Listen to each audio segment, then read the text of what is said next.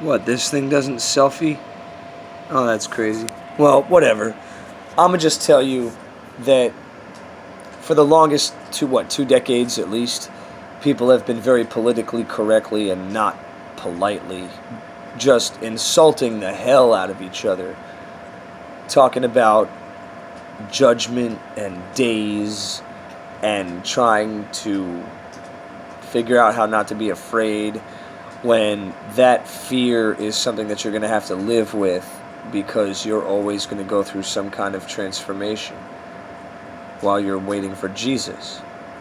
And why? Because systolic, diastolic blood pressure, brain synapses, brain waves between flat lines and waves. This means that people, they often tag along with themselves. Somehow along the way, it took a person to know themselves to know how to screw with somebody else. So you see, the first deception is that there's anything but one world anyway.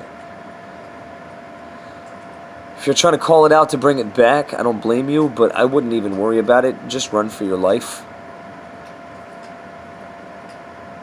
Because I'll tell you, we could have solved a lot more problems and had a lot more encouraging times and not worry about what they had just tried to teach us by yelling and screaming and jumping up and down, unless you know how to do it politically correctly to save people's lives without insulting them.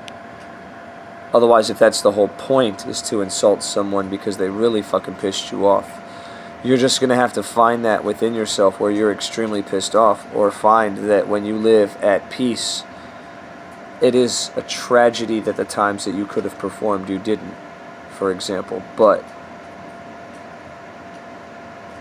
just know that that peace that you have is usually the times that people are either going through it, ready to make another album, or they don't ever want to go through it again and they quit. They see why it's not important but to just jam locally for free.